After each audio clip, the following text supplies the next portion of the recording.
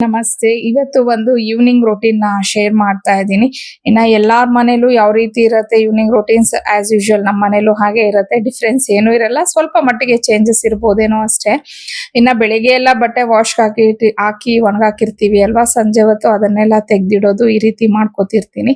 ಹಾಗೆ ಇನ್ನ ಟೆರೆಸ್ ಮೇಲೆ ಹೋದಾಗ ಅಲ್ಲೇನಾದ್ರೂ ಸಣ್ಣ ಪುಟ್ಟ ಕೆಲಸ ಇದ್ರೆ ಹಾಗೆ ಮುಗಿಸ್ಕೊಂಡ್ ಬಂದ್ಬಿಡ್ತೀನಿ. ಇನ್ನ ಅಲ್ಲಿ ಕೆಲವೊಂದು ಪಾಟ್ಸ್ ನ ಇಟ್ಟಿದ್ದೀನಿ ಗಿಡಗಳು. ಸೊ ಆ ಎಲೆಗಳೆಲ್ಲ ಏನಾಗುತ್ತೆ ಅಂತಂದ್ರೆ ಈಗ ನೀರ್ ಹೋಗುತ್ತಲ್ವಾ, ಆ ಜಾಗಕ್ಕೆಲ್ಲ ಹೋಗಿ ಸೇರ್ಕೊಂಡ್ಬಿಡತ್ತೆ. ಸೊ ಅವಾಗ ಕ್ಲೀನ್ ಮಾಡ್ತಾ ಇರ್ಬೇಕು. ಒಂದು 2-3 ಡೇಸ್ ಇಂದ ಅನ್ಕೋತಾ ಇದ್ದೆ ಮಾಡೋಣ ಅಂತ ಹೇಳಿ. ಸೊ ಇವತ್ತು ಅದನ್ನೆಲ್ಲ ಕ್ಲೀನ್ ಮಾಡ್ಕೊಂಡು ಹಾಗೆ ಗಿಡಕ್ಕೆಲ್ಲ ನೀರ್ ಹಾಕ್ಬಿಟ್ಟು ಅಂದ್ರೆ ಒಂದೇ ಸತಿ ಎಲ್ಲ ಮುಗಿಸ್ಕೊಂಡ್ ಕೆಳಗ್ ಬಂದ್ಬಿಡೋಣ ಅಂತ ಹೇಳಿ ಎಲ್ಲ ಮಾಡ್ಕೊಂಡೆ.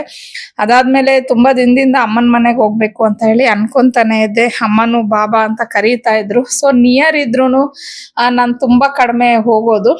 ಸೊ ಹಂಗಾಗಿ ಇವತ್ತು ಹೋದೆ. ಇನ್ನ ಹೋಗ್ತಿದ್ದಂಗೆನೆ ಎಂಟ್ರೆನ್ಸ್ ಅಲ್ಲೇ ನಮ್ ಜಾಸ್ಮಿನ್ ಏನು ಫುಲ್ಲು ಅದಕ್ಕೆ ಖುಷಿ.